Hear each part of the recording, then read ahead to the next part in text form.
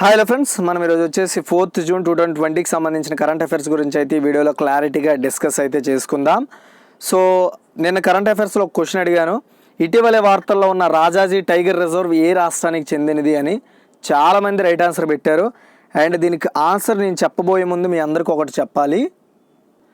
So నేను పెట్టే ప్రతి కరెంట్ అఫైర్స్లో ఒక అతను కామన్గా కామెంట్ చేస్తున్నారు. అతని పేరు సంపత్ గౌడ్ ఎర్ర అంట. సో అతను ఏంటంటే నేను పెట్టే క్వశ్చన్కి ఆన్సర్ చెప్తూ దానికి అడిషనల్ ఇన్ఫర్మేషన్ కూడా అతను రాస్తున్నారు. నాకు చాలా నచ్చింది. సో నేను ఒక క్వశ్చన్ చెప్పిన తర్వాత ఒకవేళ ఎవరైనా కామెంట్లు చదివే వాళ్ళు ఉంటే ఒకసారి ఇతని కామెంట్ అయితే చూడండి. ఇతను ప్రతి వీడియోలో పెడుతున్నాడు కామెంట్. సో ఇతను కామెంట్ చూడడం వల్ల మీకు యూజ్ ఏంటంటే అడిషనల్ ఇన్ఫర్మేషన్ తెలుస్తుంది అది. సో చాలా థ్యాంక్స్ బ్రో సంపత్ గౌడ ఎర్రకి. అండ్ ఎందుకంటే నేను ఇంత బ్రీఫ్ ఎక్స్ప్లెనేషన్ ఇవ్వట్లే, అంటే జస్ట్ క్వశ్చన్ ఆన్సర్ చెప్తున్నా. బట్ ఇతను బ్రీఫ్ ఇన్ఫర్మేషన్ ఇస్తున్నాడు అతను ఆన్సర్ చెప్తూ. వీలైతే నేను క్వశ్చన్ వేసి మీరు ఆన్సర్ చెప్పిన తర్వాత ఇతను కామెంట్ ఒకసారి ఉంటే కామెంట్ సెక్షన్లో చూసి లైక్ చేయండి. సో అది మ్యాటర్, ఓకేనా. అండ్ సో ఈరోజు మన కరెంట్ అఫైర్స్లో క్వశ్చన్ ఏంటి అంటే, ప్రపంచంలో ఏనుగులు అత్యధికంగా ఉన్న దేశం ఏది? Nigeria, Ethiopia, Tanzania, Botswana. And నిన్నటి క్వశ్చన్ యొక్క ఆన్సర్ వచ్చేసి ఉత్తరాఖండ్ అండి. రాజాజీ టైగర్ రిజర్వ్ ఉన్న రాష్ట్రం ఉత్తరాఖండ్. అండ్ ఈ క్వశ్చన్కి మీ ఆన్సర్ ఏంటనేది కామెంట్ సెక్షన్లో కామెంట్ చేయండి, ఓకేనా. సో ఇప్పుడు మనం వచ్చేసి ఫస్ట్ క్వశ్చన్ చూద్దాం. అధ్యక్షుడు డొనాల్డ్ ట్రంప్ను అదుపులోకి తీసుకురావడానికి ఏ దేశం అతనిపై అరెస్ట్ వారెంట్ జారీ చేసింది? అంటే ఇరాన్ అండి. సో మనందరికీ తెలుసు ఒక 6 months బ్యాక్ నుండి ఇరాన్కి అమెరికాకి అయితే ఒక విధంగా చెప్పాలంటే వార్ అయితే నడుస్తుంది, ఇంటర్నల్ వారు. సో ఎందుకంటే ఇరాన్ వచ్చేసి ఏం చేసిందంటే డొనాల్డ్ ట్రంప్ అరెస్ట్ వారెంట్ జారీ చేసింది. ఆ సమాచారాన్ని అంటే హెల్ప్ చేయాలని ఇంటర్పోల్తో కూడా సహాయం అడిగిందనమాట. అయితే బాగ్దాద్లోని ఇరాన్ అగ్రశ్రేణి జనరల్ను చంపిన విషయం మీ అందరికీ తెలిసే ఉంటుంది కదా. దాన్ని దృష్టిలో పెట్టుకొని అంతేకాకుండా ప్రపంచ శక్తులతో టెహ్రాన్ అణు ఒప్పందం నుండి కూడా అమెరికా వైదొలగడంతో అందులో ప్రధాన పాత్రగా ట్రంప్ గారు ఉండడంతో అతనిపై అరెస్ట్ వారెంట్ అయితే జారీ చేసింది. అయితే ఇంటర్పోల్ హెడ్ క్వార్టర్స్ వచ్చేసి ఫ్రాన్స్లో లియన్లో ఉంది. అండ్ దీన్ని 1923లో స్థాపించారనమాట. ఇంటర్పోల్ అంటే అంతర్జాతీయంగా ఉన్న ఒక పోలీస్ వ్యవస్థ లాంటిది అది. సో తర్వాత రెండండి, Zydus Cadila healthcare limited స్వదేశీగా అభివృద్ధి చేసిన కోవిడ్-19 వ్యాక్సిన్కు మానవ క్లినికల్ ట్రయల్స్ కోసం DCGI అనుమతి ఇచ్చింది. అయితే ఈ యొక్క Zydus Cadila healthcare limited అనేది ఏ నగరంలో ఉంది అంటే అహ్మదాబాద్ అండి. అహ్మదాబాద్ వచ్చేసి గుజరాత్లో ఉంది, ఓకేనా, గుజరాత్లో ఉంది. దీని గురించి చూద్దాం చూడండి. అహ్మదాబాద్కి చెందిన Zydus Cadila healthcare limited మన దేశానికి చెందిన కంపెనీ స్వదేశంగా కోవిడ్-19 వ్యాక్సిన్ అయితే డెవలప్ చేసింది. అయితే దీని మీద క్లినికల్ ట్రయల్స్కి హ్యూమన్స్పై క్లినికల్ ట్రయల్స్ వేయడానికి DCGI అయితే అనుమతి అయితే ఇచ్చింది దీనికి. అండ్ ఏంటంటే వీళ్ళు ఆల్రెడీ జంతువుల మీద వీళ్ళు టెస్ట్ చేశారు, సక్సెస్ఫుల్ అవడంతో ఆ డేటాని DCGIకి ఇవ్వడం, DCGI దాన్ని పరిశీలించి హ్యూమన్ ట్రయల్స్ వేయండి అని పర్మిషన్ అయితే ఇచ్చింది దానికి. తర్వాత థర్డ్ వన్ అండి, దూధ్వా నేషనల్ పార్క్లో చాలా అరుదైన రెడ్ కోరల్ కుక్రీ పాము కనిపించింది. అయితే ఈ యొక్క దూధ్వా నేషనల్ పార్కు ఏ రాష్ట్రంలో ఉంది అంటే ఉత్తరప్రదేశ్ అండి, UP, ఓకేనా. చూడండి, సో ఉత్తరప్రదేశ్లోని లఖింపూర్ కెరీలో ఏరియాలో ఉన్న దూధ్వా నేషనల్ పార్క్లో చాలా అరుదైన రెడ్ కోరల్ కుక్రీ పామ్ అయితే కనిపించింది. సో ఇది బిఫోర్ 2 years ముందు కనబడిందంట, మళ్ళీ ఇప్పుడు కనబడింది. సో అప్పుడు కనబడే కంటే ఇప్పుడు చాలా ఎక్కువ కనబడ్డాయని అయితే చెప్తున్నారు. సో ఇది ఎక్కువగా ఏంటంటే రాత్రిపూట మాత్రమే సరీసృపాలని కీటకాలను అయితే తింటుందంట ఇది. అండ్ దీనికి వచ్చేసి కుక్రీ ఆకారంలో ఉన్న ఎరుపు నారింజ రంగు వల్ల దాని యొక్క పళ్ళ వల్ల దీనికి కుక్రీ, ఓకేనా, రెడ్, ఈ పాముకి ఏంటంటే రెడ్ కోరల్ కుక్రీ అనే ఒక పేరు అయితే రావడం జరిగింది, దాని కలరు దాని దంతాలకి కారణంగా. ఇది మ్యాటర్. తర్వాత ఫోర్త్ వన్ అండి, ఇంటెల్ క్యాపిటల్ రిలయన్స్ జియో ప్లాట్ఫామ్లో ఎన్ని కోట్లు పెట్టుబడి పెట్టింది? ఆన్సర్ వచ్చేసి 1894.50 కోట్లు అండి, ఓకేనా. దీని గురించి ఒకసారి చూడండి. సో జియో ప్లాట్ఫామ్లో ఇప్పటికే 11 సంస్థలు పెట్టుబడి పెట్టాయి. అయితే ఇప్పుడు రీసెంట్గా 12వ సంస్థ ఒకటి పెట్టుబడి పెట్టింది, దాని పేరు ఇంటెల్ క్యాపిటల్ అనమాట. ఇది వచ్చేసి 1894.50 కోట్ల రూపాయలు పెట్టుబడి పెట్టిందనమాట. దీని యొక్క ఈక్విటీ వాటా ఎంత అంటే వీళ్ళు పెట్టిన పెట్టుబడి యొక్క వాటా వాల్యూ ఎంత అంటే 0.39% అనమాట. వీళ్ళు పెట్టిన డబ్బులకి వీళ్ళకి వచ్చే వాటా రిలయన్స్ జియోలో, ఓకేనా. అయితే ఇప్పటి వరకు మొత్తం ఈక్విటీ వాల్యూ వచ్చేసి ఇప్పటి వరకు పెట్టిన కంపెనీలు మొత్తం వాల్యూ వచ్చేసి రిలయన్స్ జియోలో 4.91 లక్షల కోట్లు అంట. అదే ఎంటర్ప్రైజ్ వాల్యూ వచ్చేసి 5.16 లక్షల కోట్లు అంట ఇది. అండ్ ఇప్పటికే రిలయన్స్ జియోలో 1,17,588.45 కోట్ల వరకు పెట్టుబడులు అయితే తీసుకుంది. ఇందులో Facebook, Silver Lake and Partners, Vista Equity Partners, General Atlantic, KKR, Mubadala, Abu Dhabi Investment Authority, DPC, L Catterton మరియు పిఐఎఫ్ ఇలా పెట్టుబడులు అయితే పెట్టాయి రిలయన్స్ జియోలో. అది మ్యాటర్.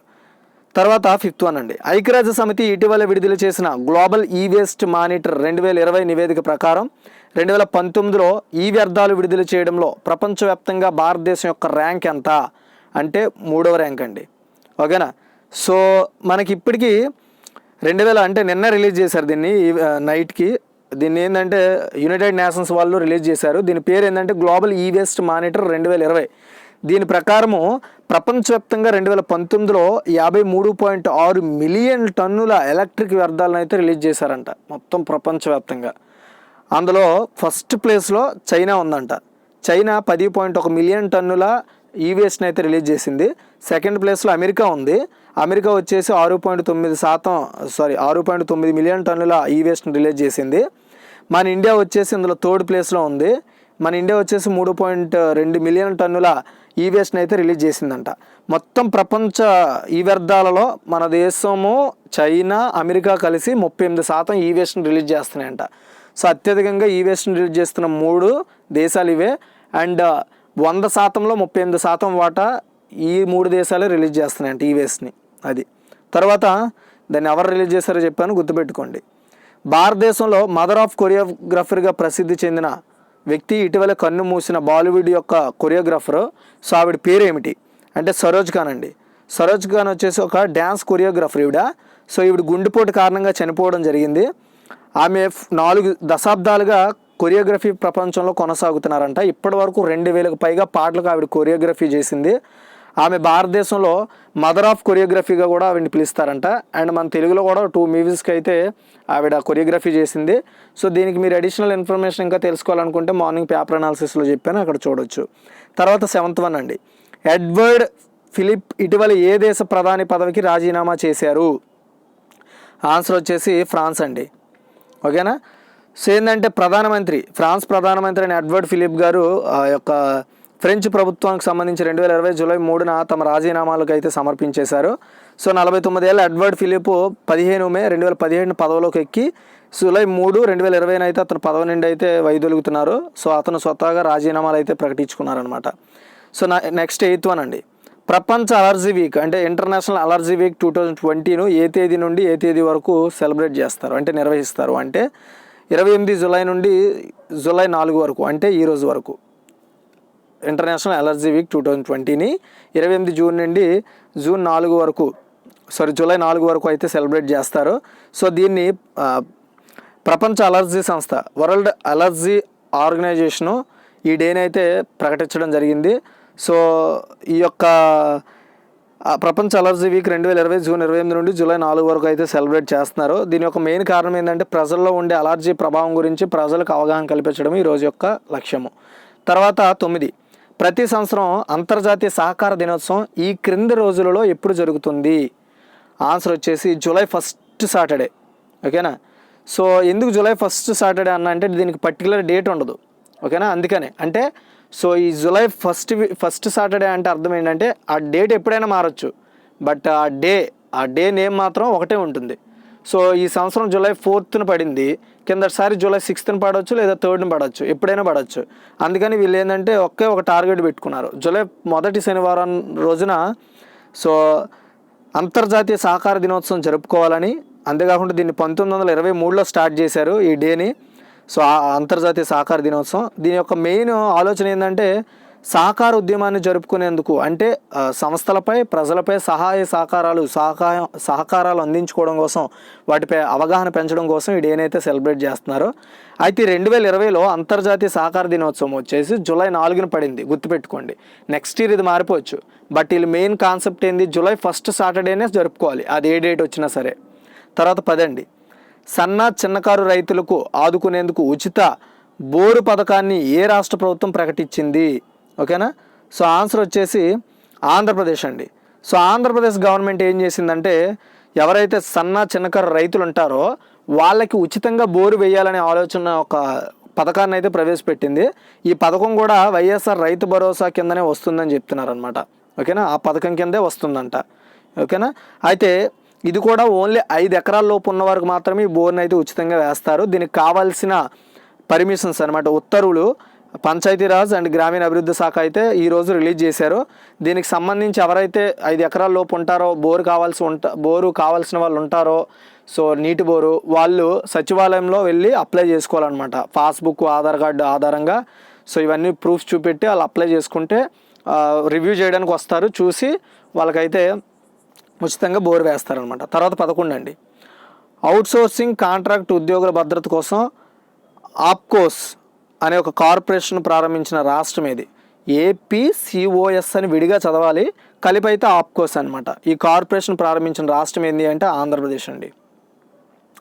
సో ఆప్కోస్ అంటే ఏంటంటే ఏపీ కార్పొరేషన్ ఫర్ అవుట్సోర్సర్ సర్వీసెస్ అనమాట. దీన్నే APCOS అంటారు. అంటే ఏపీ అంటే ఆంధ్రప్రదేశ్, సి అంటే సో కార్పొరేషన్ ఫర్ అవుట్సోర్సింగ్. ఓకేనా, కార్పొరేషన్ ఫర్ అవుట్సోర్సింగ్ సర్వీసెస్.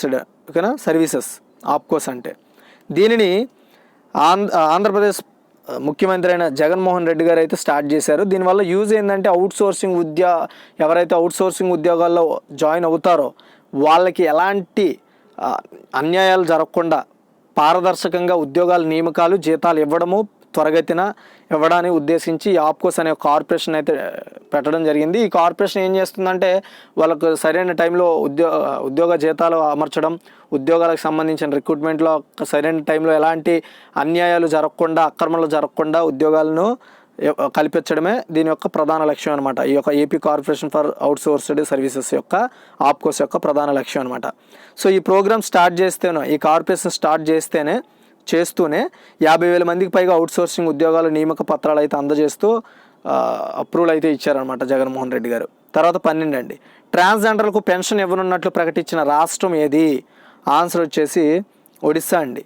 ఓకేనా, సో ఒడిస్సా గవర్నమెంట్ ఏం చేసిందంటే ఇప్పటికే వాళ్ళు వృద్ధులకు, వికలాంగులకు పెన్షన్ ఇస్తున్నారు. అది కూడా మధుబాబు పెన్షన్ యోజన స్కీమ్ కింద.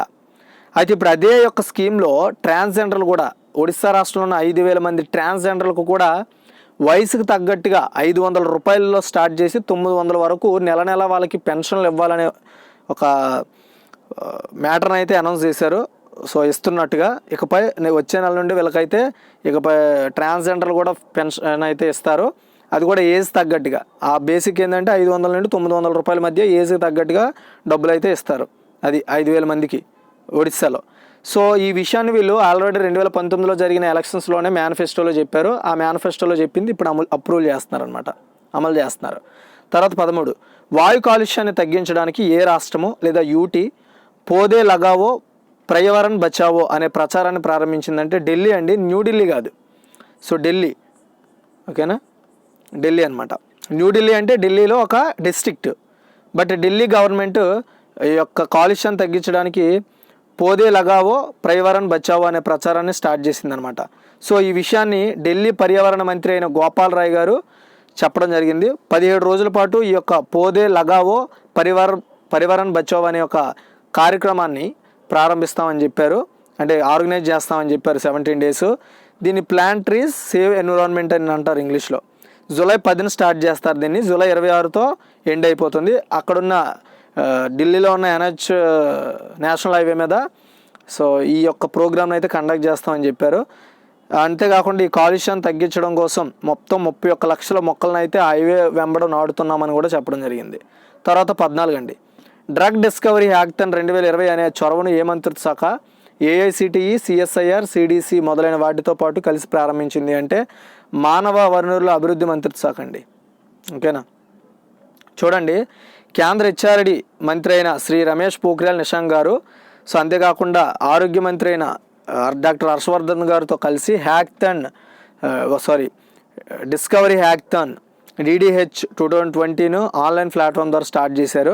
ఈ యొక్క డిస్కవరీ హ్యాక్థాన్ యొక్క మెయిన్ థీమ్ ఏంటి అంటే, ఈ చొరవ థీమ్ ఏంటి అంటే, DD అంటే డ్రగ్ డిస్కవరీ హ్యాక్థాన్ అనమాట. DD అంటే DD అంటే డిడి అంటే డ్రగ్ డిస్కవరీ, హెచ్ అంటే హ్యాక్థన్, డిడిహెచ్ 2020 అనే ఒక చొరవను స్టార్ట్ చేశారు. ఈ చొరవ మ్యాటర్ ఏంటి అంటే సో ఎవరైతే కరోనాకు ఔషధాన్ని కనిపెడుతున్నారో వాళ్ళని వెలికి తీసి ఐడెంటిఫై చేయడానికి స్టార్ట్ చేసిన చొరవ అనమాట ఇది. సో దీన్ని వచ్చేసి All India Council for Technical ఎడ్యుకేషన్తో, Council of Scientific and Industrial రీసెర్చ్తో, Centre for Development of Advanced కంప్యూటింగ్తో, మైగోవ్ అండ్ ప్రోడింగ్ యొక్క సంయుక్త చొరవ కింద వీళ్ళ యొక్క సహకారంతో ఈ యొక్క డ్రగ్ డిస్కవరీ హ్యాక్థన్ 2020 అయితే చొరవను ప్రారంభించారు, గుర్తుపెట్టుకోండి. తర్వాత 15 అండి, రష్యా ఓటర్లు వ్లాదిమిర్ పుతిన్ని ఏ ఏడాది వరకు దేశ అధ్యక్షుడిగా ఉండడానికి అనుమతి ఇచ్చారు అంటే 2036 వరకు అండి. సో యాక్చువల్గా ఏంటంటే ఇప్పుడు ప్రజెంట్ పుతిన్ అధ్యక్షుడిగా కొనసాగాలి రష్యాకు అనే ఆలోచనతో ఒక కొత్త రాజ్యాంగ సవరణ చేయడం కోసం ఒక ఓటింగ్ అయితే నిర్వహించారనమాట. ఆ ఓటింగ్లో వ్లాదిమిర్ పుతిన్ని 2036 వరకు అధ్యక్షుడిగా ఉంచాలని 77.9% ఓటర్లు ఓటేశారంట అనుకూలంగా. 67 సంవత్సరాలు ఇప్పుడు అధ్యక్షుడు వ్లాదిమిర్ పుతిన్కి 2036 వరకు అంటే 83 సంవత్సరాల వయసు వరకు అధికారంలో ఉండడానికి వీలైతే కల్పించడం జరిగింది. సో అతను ప్రస్తుత 6 సంవత్సరాల కాలం అయితే ముగుస్తుంది 2024తో. అప్పుడంటే రాజ్యాంగ సవరణ ప్రకారం ఆయన 2 సార్లు మళ్ళీ తిరిగి ఎన్నికవుతారనమాట, దాని అర్థం అది. ఇతను ఇప్పటికే ఆధునిక రష్యన్ చరిత్రలో ఎక్కువ కాలం పనిచేసిన నాయకుడు అంట. తర్వాత 16, జిప్ డ్రైవ్ పేరుతో ఆన్లైన్ ఇన్స్టెంట్ ఆటో లోన్ అందించే బ్యాంక్ పేరు ఏమిటి అంటే హెచ్డిఎఫ్సి బ్యాంక్ అండి. ఓకేనా.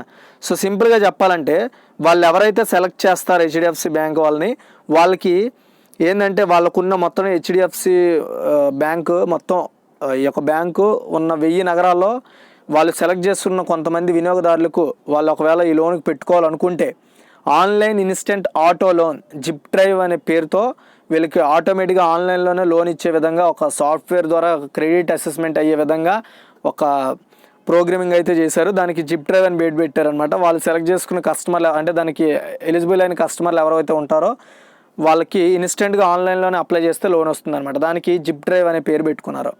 తర్వాత 17 అండి, పట్టణ భారతదేశం ఓకేనా స్వచ్ఛ సర్వేక్షణ్ 2021 యొక్క వార్షిక పరిశుభ్రత సర్వే యొక్క 6వ ఎడిషన్ కోసం టూల్ కిట్ని ఎవరు ప్రారంభించారు అంటే హర్దీప్ సింగ్ పూరి అండి. హర్దీప్ సింగ్ పూరి గారు వచ్చేసి హౌసింగ్ అండ్ అర్బన్ అఫైర్స్ మంత్రిత్వ శాఖకి మంత్రిగా పనిచేస్తున్నారు అతను. సో ఇతను ఏం చేశారంటే పట్టణాల్లో స్వచ్ఛమైన సర్వేకి సంబంధించి 6వ ఎడిషన్ కోసం ఒక టూల్ కిట్ని రిలీజ్ చేశారనమాట.